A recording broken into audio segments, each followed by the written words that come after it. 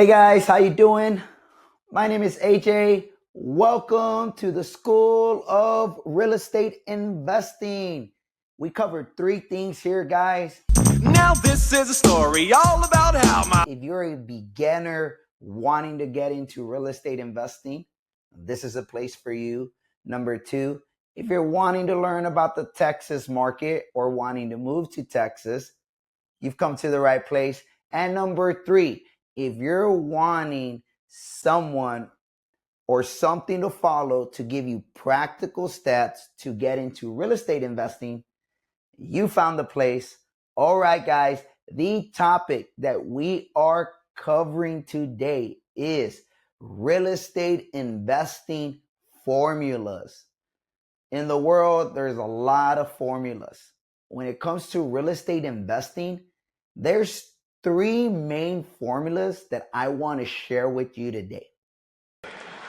you're gonna learn today. Okay. The first one, okay, is what we refer to as ROI. Okay. That is return on investment. So I'll give you an example. Say, for example, there's a house that your neighbor wants to sell for $75,000. Okay.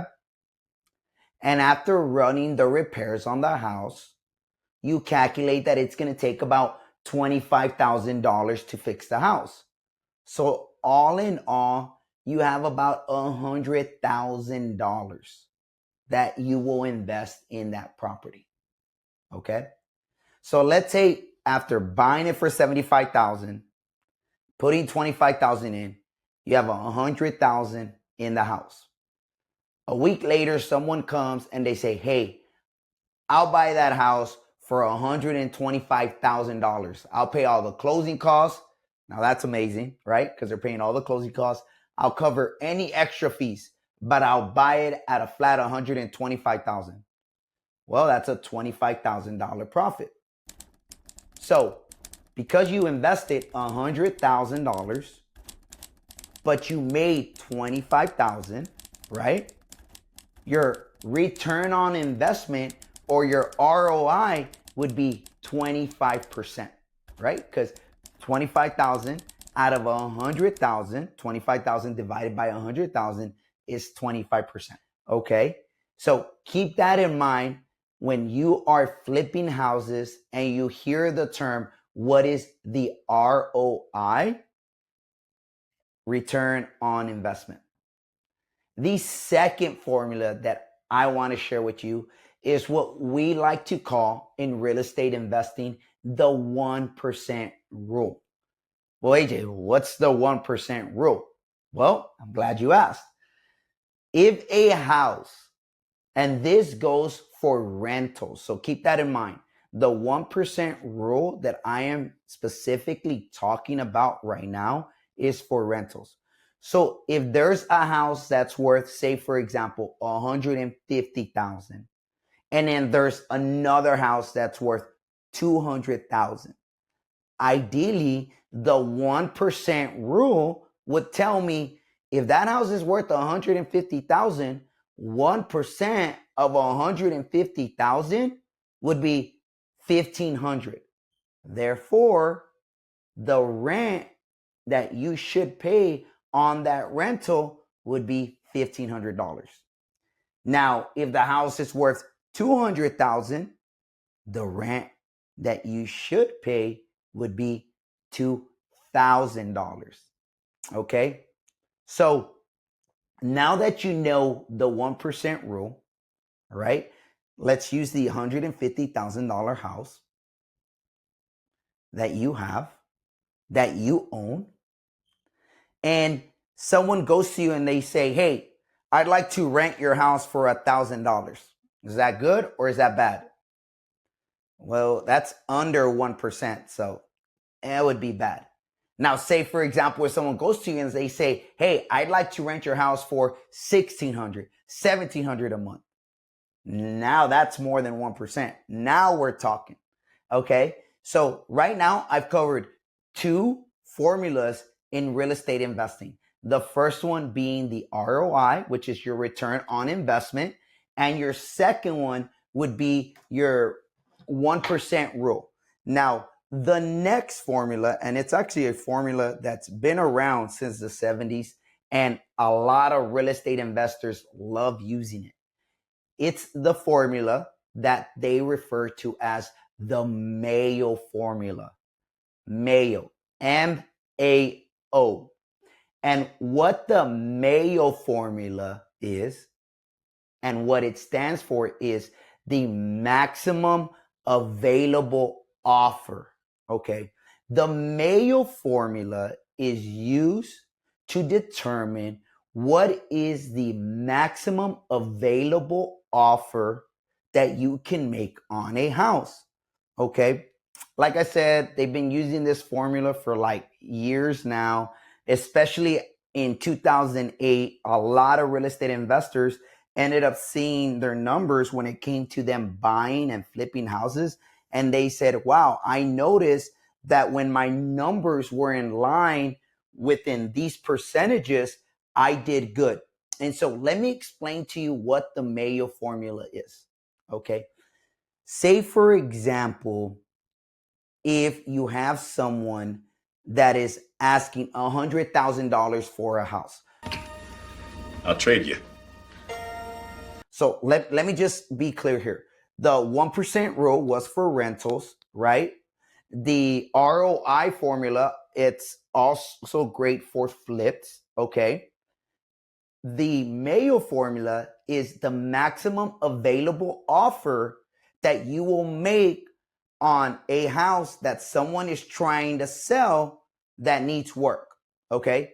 So going back to the example, let's say someone is asking for $100,000, okay? What the MAO formula says is you want to take what they're asking and you want to times that by 70% or 0.7. So 100,000 times 0.7 would be 70,000. Okay. So 70% of what they're asking for is the first step of the MAO formula. Okay. The next step, right, is you want to take away the amount of repairs that house needs. So let's go back to the example. Say, for example, they're asking for $100,000 on this house, right? Well, the MAO formula tells you to times it by 70%. So 70% of 100,000 comes out to $70,000. Now, let's say you finish running the repairs and then they tell you, okay, it's going to cost about 30,000 of repairs. Well, what you do is you now take away the 30,000 from the 70,000. So it would be $40,000, right? Because when you take away 30,000 from 70,000, right, it comes out to $40,000. So that right there would tell you that the maximum available offer that you should make on the house would be $40,000. Okay, guys? So there you have it. These are 3 great formulas for you to use in order to keep in mind when you're wanting to get into real estate investing. Through the years, we've developed, flipped over 100 houses, and we've came up with our own type of formulas. Let's say we call it Cool Runnings, That we like to call the arbitrage, right? And what that is this. When the real estate market gets really hot, a lot of people start offering, right? If every real estate investor decides to offer using the MAO formula, well, what do you think all the offers, every offer is going to come in at $40,000. So how do you separate yourself from everybody else? Well, my advice, and this is just a little ninja tip that I give you, is this, guys. If you're wanting to get into real estate investing, right, it's great to keep in mind the formulas that I just shared with you. But one of the things that you want to keep in mind is the reason we got into real estate investing is to be a service for people. And so when you are interested in making an offer on a house, you want to definitely detach yourself from it being a business transaction. Come on, Shorty. Level with me. What's really going on? And more so, put yourself in the shoes of the persons that's selling the house.